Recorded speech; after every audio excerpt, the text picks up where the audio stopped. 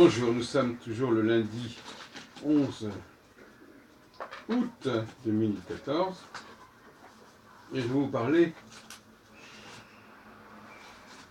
d'une espèce d'abrutissement qui vient souvent quand on fait des études en astrologie.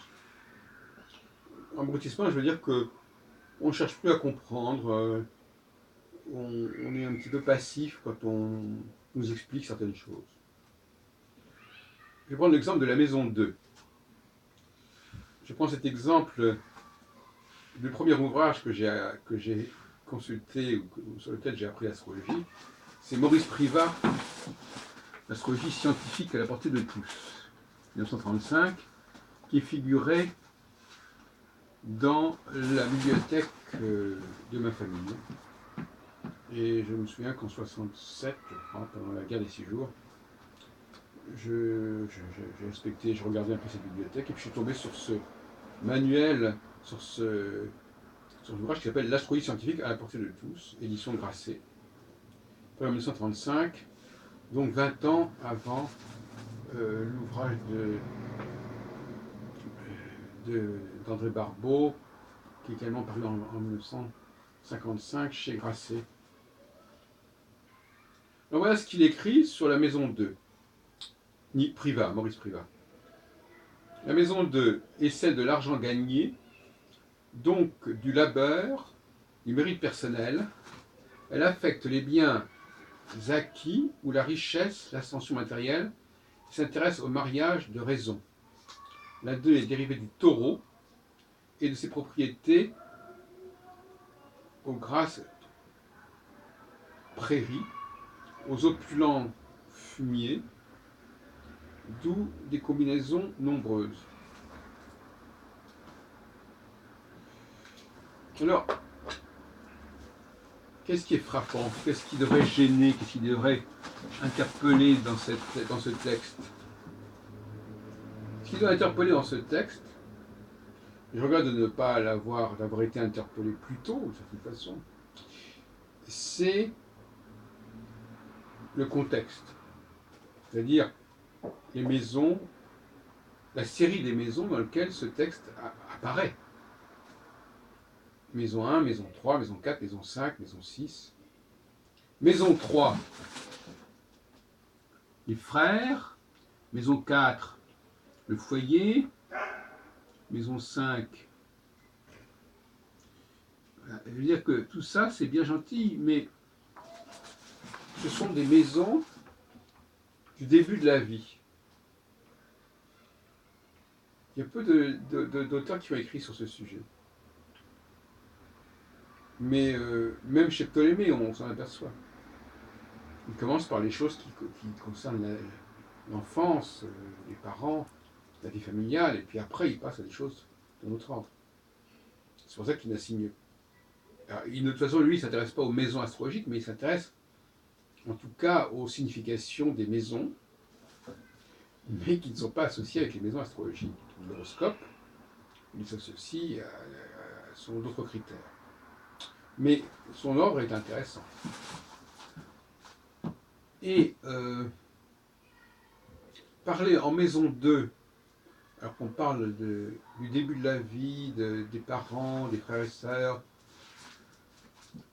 des richesses, ça ne tient pas debout. La maison 2, la signification de la maison 2, d'ailleurs, a évolué, entre parenthèses. Avant, c'était la maison de l'espérance. Mais, je veux dire par là que la maison 2, c'est un peu le même cas que la maison 6. La maison 6, c'est aussi une sorte de bizarrerie. Les maladies.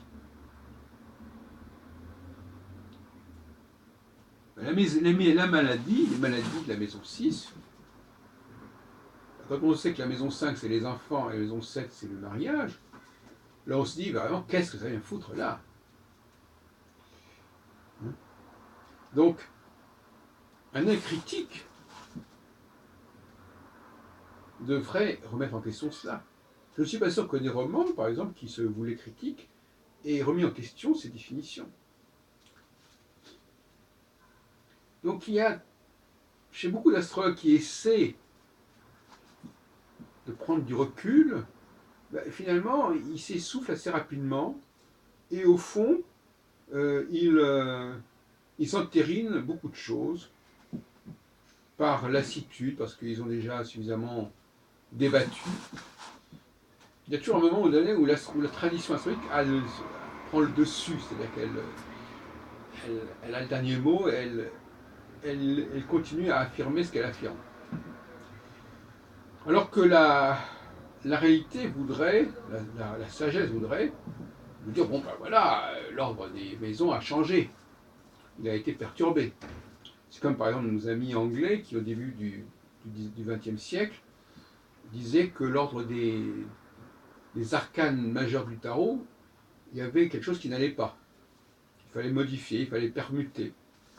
La notion de permutation me paraît assez heureuse, mais en général.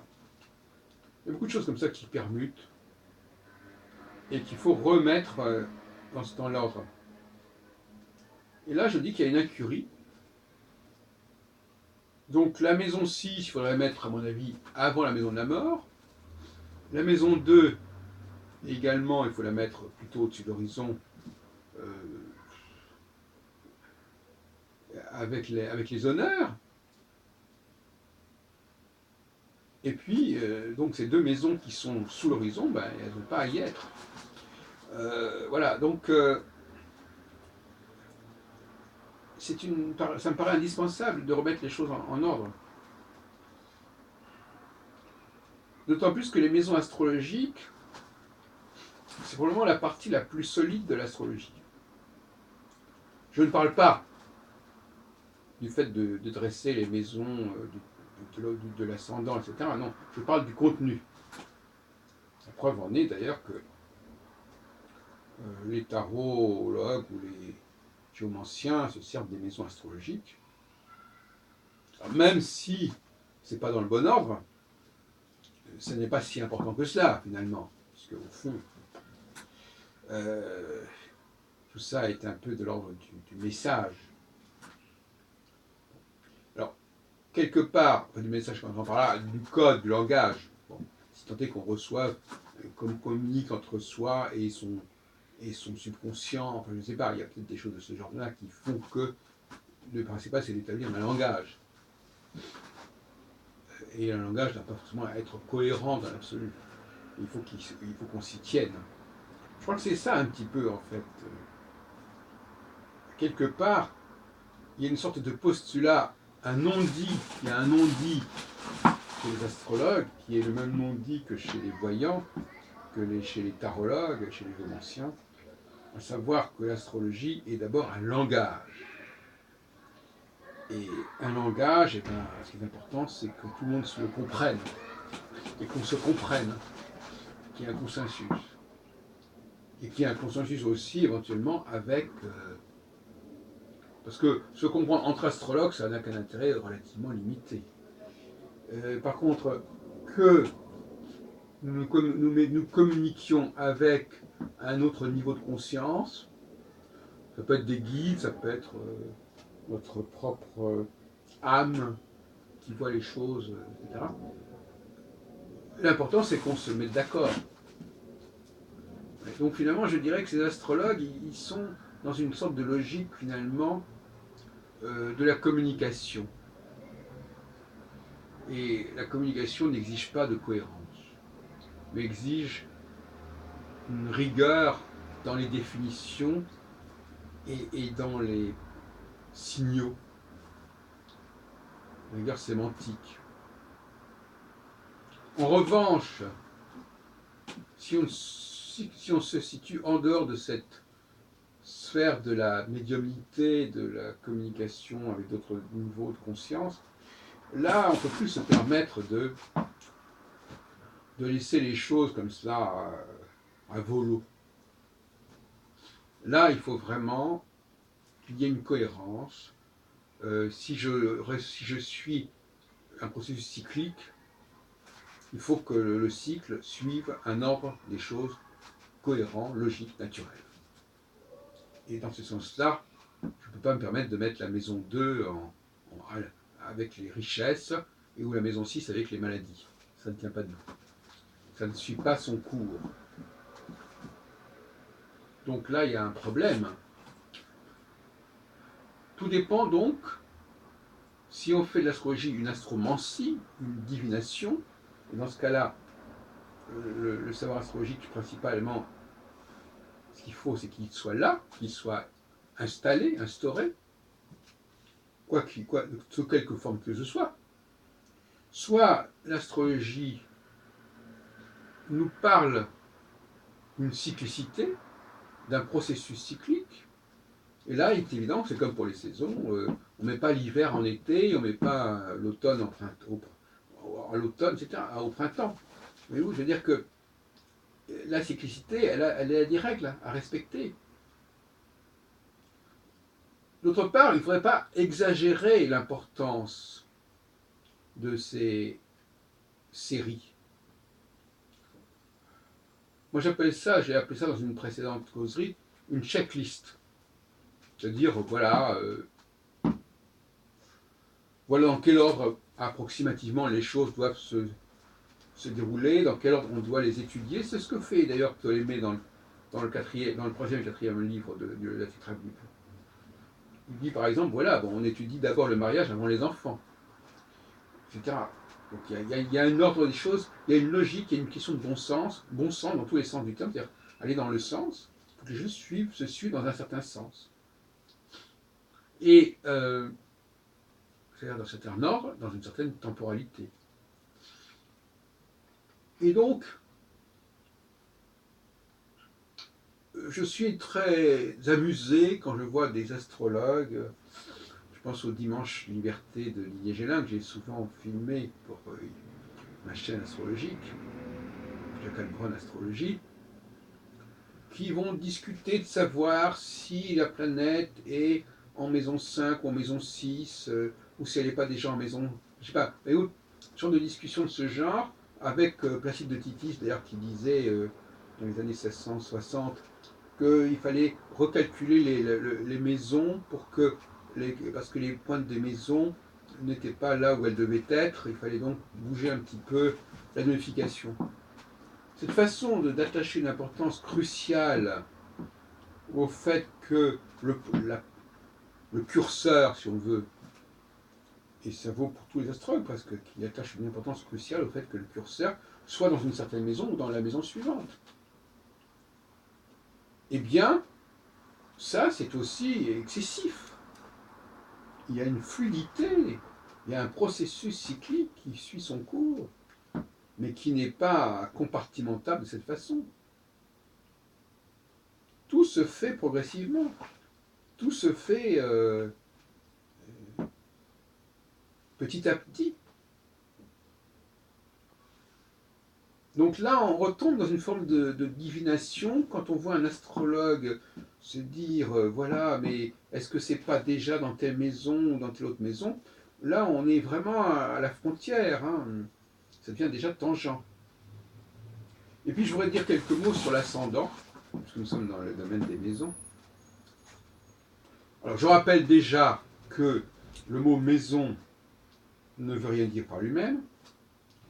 C'est toujours un découpage qui est réalisé à partir d'un point de départ. Donc, maison de l'horoscope, ça veut dire maison calculée à partir du point ascendant. Mais on peut parler aussi des signes zodiacaux comme étant des maisons, c'est ce qu'on fait encore au XVIIe siècle, à savoir les maisons zodiacales, les maisons qui découpent non pas le cours diurne, mais le cycle sidéral. Eh bien, il faut préciser à partir de quel point. Si par exemple c'est à partir de Aldébaran, comme font par exemple les astrologues sidéralistes, que se calculent les 12 signes, eh bien on dira que ce sont les maisons d'Aldébaran. Si c'est à partir du point vernal que se calculent les 12 signes, on dira que ce sont les maisons du point vernal, comme on dit les maisons de l'ascendant. C'est fondamental, parce qu'en astrologie, ce qui est fondamental, c'est le point de départ. À partir de quoi je m'accroche. où je commence. Et on sait très bien que ce qui distingue le zodiaque sidéral du zodiaque tropical, c'est justement le point de départ. Malheureusement pour les astrologues sidéralistes, ils ne savent plus très bien où est leur point de départ. Et il semble que l'étoile dont ils se servaient a bougé. Et il est clair que les étoiles fixes sont un moyen fondamental pour déterminer un cycle planétaire. Parce que la planète va passer sur les étoiles fixes et donc elle va structurer sa propre course par rapport aux étoiles fixes, notamment les étoiles fixes royales. Aldébaran, Régulus, Antares, Fomalo. Donc la question du point de départ, donc les maisons de quelque chose, à partir de quelque chose, est absolument cruciale. Mais ce que je voulais dire aussi, c'est que le concept même d'ascendant renvoie très vraisemblablement à l'observation des étoiles fixes. Parce que l'ascendant, c'est quelque chose qui doit pouvoir se voir. Il ne faut jamais oublier la notion de visibilité, de visualisation en astrologie. Ce qui est souvent refoulé avec les planètes comme Neptune, qu'on ne voit pas, alors donc on dit que ce n'est pas important. Depuis qu'on a accepté les planètes transsaturniennes, on a introduit en astrologie des tas de choses qui ne se voient pas. Bon, c'est pas aussi simple que ça. Puisqu'on avait déjà introduit les nœuds de la Lune bien avant la découverte d'Uranus. Mais ce qui me paraît important, c'est qu'il y a beaucoup plus d'étoiles que de planètes. Et donc, l'ascendant, il est déterminé par les étoiles. Et d'ailleurs, de nombreux traités étudient les différentes constellations qui passent à l'ascendant. Et selon que c'est le début de la constellation ou la fin de la constellation, c'est tel et tel degré. Donc les degrés de l'ascendant sont déterminés par la configuration de la constellation. Alors comment expliquer? Donc finalement, on calculait le point, l'étoile qui se levait, et à partir de là, on pouvait calculer les maisons. Et maintenant, qu'est-ce qu'on fait? On regarde le signe, enfin ça paraît tellement abstrait que ça ne tient pas debout, le signe qui se lève à l'ascendant, donc on n'a plus besoin ni de planète ni de constellation, c'est le signe lui-même qui se lève à l'ascendant, à tel degré, et c'est ce degré qui va permettre de calculer les 12 maisons. Et puis un dernier point, pour terminer, pour clore le dossier, la fameuse question de savoir si on a 8 ou 12 maisons.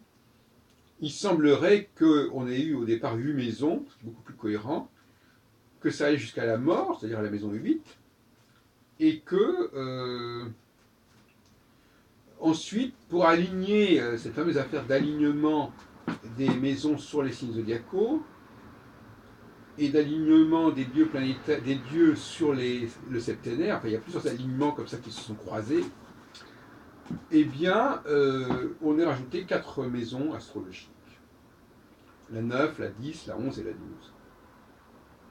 Et puis, autre sujet, d'autres soucis, dont j'ai déjà parlé, mais enfin je complète, c'est premièrement la numérotation des maisons qui avait d'ailleurs interpellé Dorsan, déjà une trentaine d'années. C'est-à-dire que pourquoi les maisons sont-elles numérotées dans cet ordre-là, alors que les planètes vont dans le sens inverse? Est-ce qu'on sait très bien qu'une planète passe de la maison 12 à la maison 11, de la maison 1 à la maison 12? Est-ce que c'est cohérent, ça? Non. C'est pour ça que j'ai proposé récemment de partir, non pas de l'étoile ascendante, mais de l'étoile descendante. Et de construire les 12 maisons à partir de l'étoile descendante, c'est-à-dire l'étoile qui se couche au moment de la naissance, qui est en train de passer sous l'horizon. Voilà. Donc, à ce moment-là, on a la maison 1 en 6, la maison 2 en 5, la maison 3, etc. Et à ce moment-là, ça va dans le bon sens. Voilà ce que je voulais vous dire sur les maisons astrologiques, en disant que c'est probablement le matériau sémantiquement le plus précieux. Beaucoup plus précieux que la symbolique des signes, beaucoup plus précieux que la symbolique des maisons, des planètes, et que, en fin de compte, on a vraiment là la substance sémantique de l'astrologie, à condition de rétablir un petit peu, mais la substance sémantique de l'astrologie, elle est relativement simple. On a un début de cycle, qui commence d'ailleurs plutôt à l'automne ou au coucher du soleil, non pas au printemps et au lever. Et on a une suite de situations qui correspondent aux âges de la vie, ce qu'avait bien expliqué. C'est assez amusant parce que André Barbeau, qui reprend d'ailleurs Claire Sant'Agostini, parle des âges de la vie, mais il ne s'aperçoit pas que les âges, et Nicolas aussi, il ne s'aperçoit pas que les âges de la vie, ça suit en réalité les maisons astrologiques. Voilà. Donc voyez-vous, les maisons astrologiques sont bien maltraitées.